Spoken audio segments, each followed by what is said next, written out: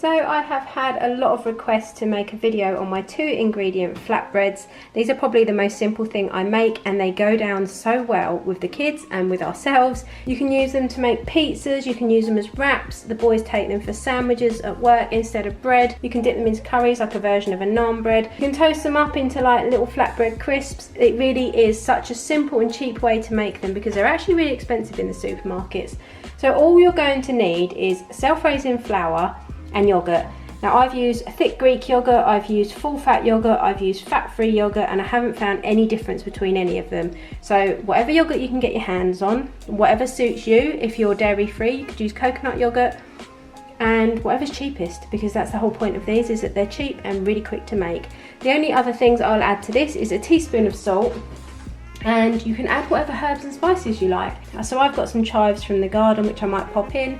I've done them with coriander, I've added fresh mint, garlic powder, garlic seasoning, onion seasoning, all that kind of thing, fresh chili flakes. Possibilities are endless, it's completely up to you.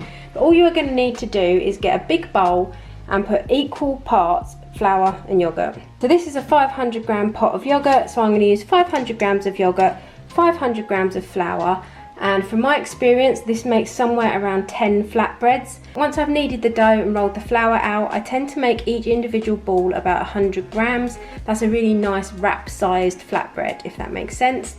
They take a couple of minutes each side in a very, very lightly oiled pan, and then you are good to go. But I will show you step by step how I do it and what they turn out like.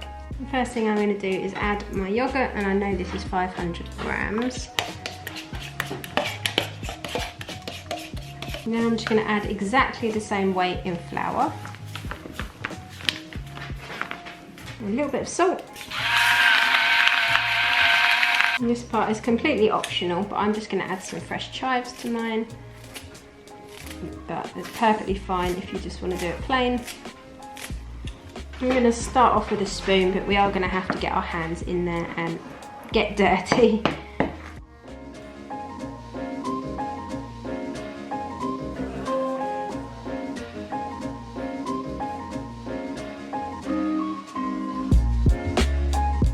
So when the mixture starts to form a dough, you can get your hands in there and really knead it together. If it does seem a little bit sticky, obviously you can add a little bit more flour until it's nice and workable without sticking to your fingers too much.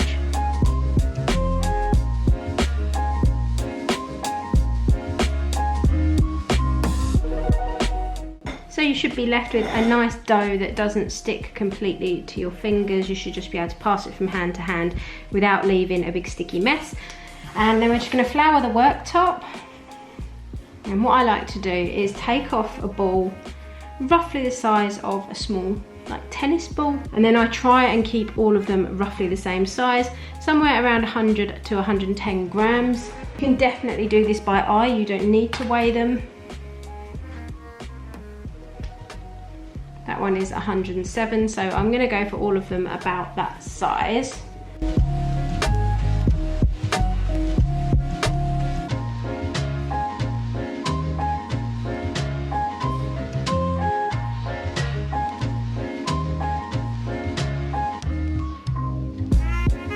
So now I've got 10 balls of dough that are roughly the same shape and size. I'm just going to roll them out and then we're going to start cooking them. So what I tend to do is get a ball, make sure it's quite round, and then flatten it so we've got like a disc.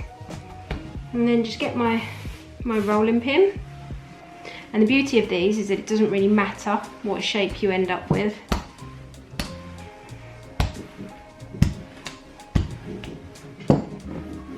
You don't want them too thick because otherwise they're really bready and they do spring back into shape. So I would say something about the size of a side plate. I've got a griddle pan with the ridges in, but you can use any pan, it doesn't have to be a griddle pan.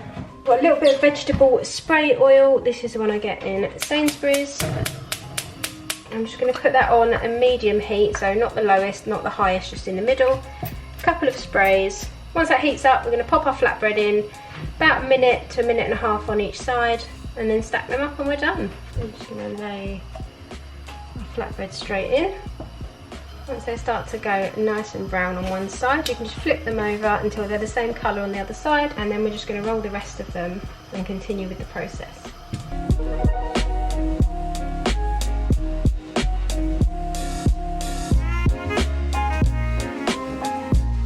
in between each flatbread I just give another few sprays just to stop them sticking.